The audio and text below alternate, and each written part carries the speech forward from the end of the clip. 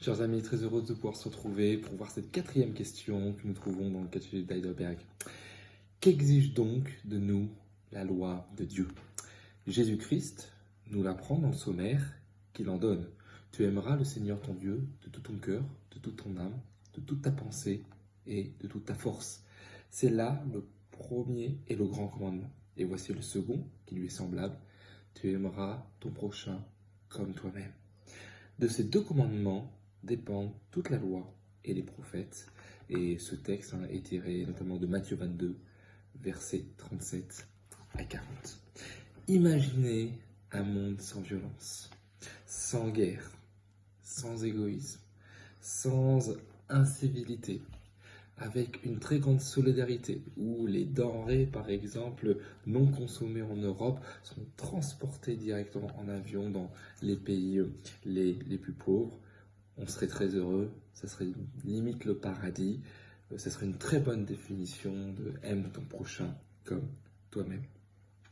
Finalement, Jésus-Christ, en Matthieu 22, nous va donner une formulation positive d'Exode 20, verset 3, où il est écrit « Tu n'auras pas d'autre Dieu devant ma face, et tu aimeras le Seigneur, ton Dieu, de tout ton cœur, ton âme et ta pensée. » Pourquoi Jésus-Christ précisera ceci?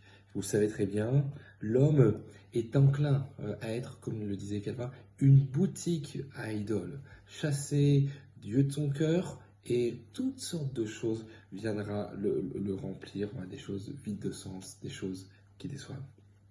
Aussi, l'amour est quelque chose qui est abondamment recherché. Et voilà, nous qui écoutons la radio de tout temps, à toute époque, l'amour est chanté et recherché. Et finalement, il n'est que déçu, il n'est que trahi, puisque le véritable amour ne peut se trouver que dans la personne de Jésus-Christ. Aussi, le Seigneur nous parle d'un autre amour, d'un véritable amour, qui pourrait être défini avec 4 critères de sélection. C'est le Seigneur qui les donne. Aimer de tout son cœur, de toute sa force, son âme et sa pensée.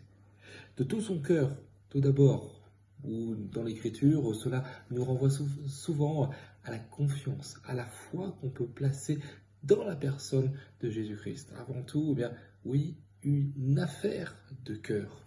L'aimer de toute son âme. Et cela nous parle bien de non seulement de l'aimer avec son cœur, mais d'une manière passionnée. Non seulement j'ai la foi, mais également il y a une passion, une fougue qui est là pour aimer, plaire au Seigneur Jésus-Christ. L'aimer de toute sa pensée, parce que comme on partageait avec une jeune cet après-midi, nous avons entre nos deux oreilles quelque chose qui s'appelle un cerveau, et il faut l'utiliser. Et Dieu n'est pas contre la raison, bien au contraire, pour reprendre un livre de Tim Keller, la raison est pour Dieu. Et enfin, de toute sa pensée, ce qui suggère bien, que le Seigneur est là, au centre de nos pensées, de toute notre force également, ce qui suggère effectivement l'action que nous devons bien avoir pour le Seigneur. Et donc, en conséquence, aimer son prochain comme soi-même n'est pas si compliqué lorsqu'on aime Dieu et qu'on considère son prochain comme étant créé à l'image de Dieu. Que Dieu vous bénisse abondamment et on se dit à la prochaine fois. Ciao, ciao.